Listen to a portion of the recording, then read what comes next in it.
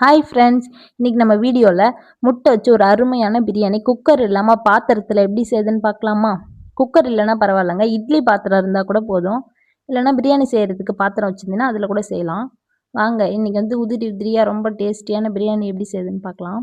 அந்த பிரியாணி கூட கொஞ்சமாக தயிர் பச்சடி வச்சு சாப்பிட்டா அவ்வளோ அருமையாக இருக்குங்க. இப்போது பிரியாணி செய்கிறதுக்கு ஒரு 5 முட்டை எடுத்திருக்கேன். இதை நல்லா வேக வச்சு தனியாக தோல் உரித்து எடுத்து வச்சுருக்கேன். முட்டை வேகும்போது ஒரு ஸ்பூன் அளவுக்கு எண்ணெய் ஊற்றி வேக வச்சு பாருங்கள். முட்டை உடையாமல் வரும். இந்த டிப்ஸை ஃபாலோ பண்ணி பாருங்கள். இன்றைக்கி 1.5 டம்ளர் அளவுக்கு பாஸ்மதி அரிசி எடுத்திருக்கேன்.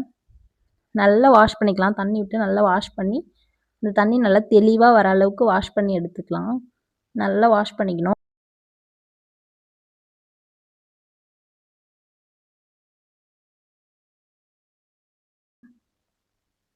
இப்போ ஒரு 20 நிமிஷத்துக்கு ஊறட்டும்.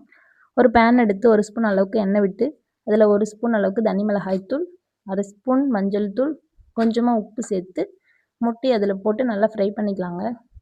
இந்த மாதிரி ஃப்ரை பண்ணி பிரியாணி செய்யும்போது பிரியாணி நல்லா டேஸ்ட்டாக இருக்கும். எடுத்து தனியாக வச்சுக்கலாம்.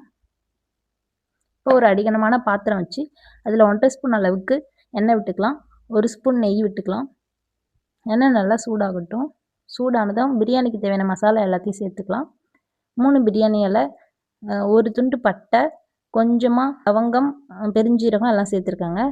1 ஏலக்காய் எல்லாம் சேர்த்துருக்கேன். இப்போ ஒரு 4 பச்சை மிளகாய் கீரி எடுத்து வச்சுருக்கேன். அதையும் சேர்த்து நல்லா வதக்கி விட்டுக்கலாம். 1 கப்பு பெரிய வெங்காயம் எடுத்து நீல வாக்கில் கட் பண்ணி வச்சுருக்கேன். அதையும் சேர்த்து நல்லா வதக்கி விட்டுக்கலாம்.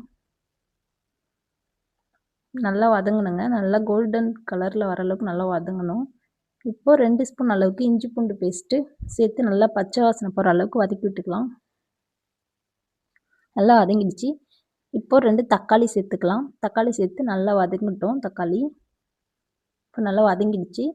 இப்போது பிரியாணிக்கு தேவையான எல்லா மசாலாவையும் சேர்த்துக்கலாம்.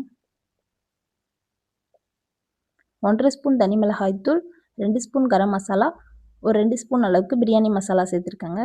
இது எல்லாத்தையும் சேர்த்து வதக்கிக்கலாம். 1 கைப்பிடி புதினா கொத்தமல்லி எடுத்து வச்சுருக்கேன். அதையும் இது கூட சேர்த்துக்கலாம். இது நல்லா வதங்கட்டுங்க.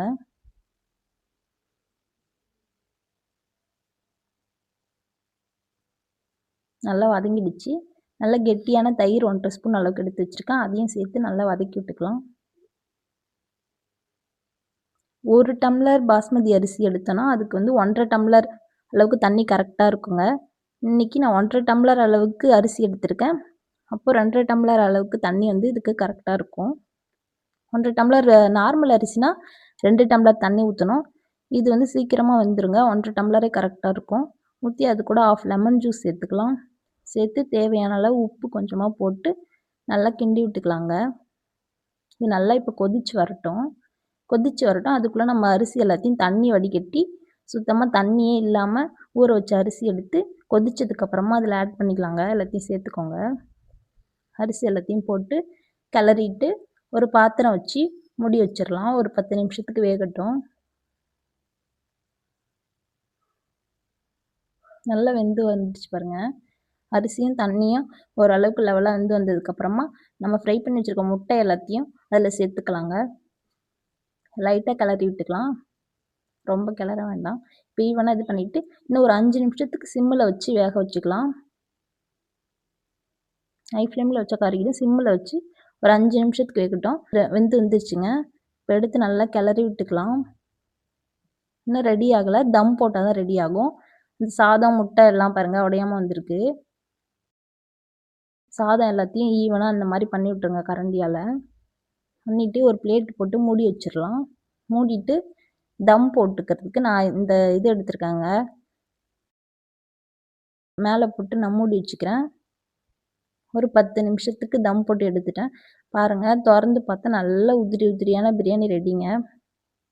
நல்லா உடையாமல் அரிசி எல்லாம் உடையாமல் சூப்பராக வந்திருக்கு. நீங்களும் ட்ரை பண்ணி பாருங்கள். ரொம்ப சூப்பராக இருக்கும். ரொம்ப டேஸ்ட்டாக இருக்கும். குழையாமல் குக்கரில் செஞ்சால் கூட அந்தளவுக்கு டேஸ்ட் இருக்காதுங்க. இந்த மாதிரி செஞ்சு பார்க்கும்போது அவ்வளோ சூப்பராக இருந்தது. இது கூட சிக்கன் 65 இல்லை எது இருக்கோ, ஆனியன் ரைத்தா இருந்தால் கூட போதுங்க. அதுவே அவ்வளோ சூப்பராக இருக்கும். நீங்களும் ட்ரை பண்ணி பாருங்கள்.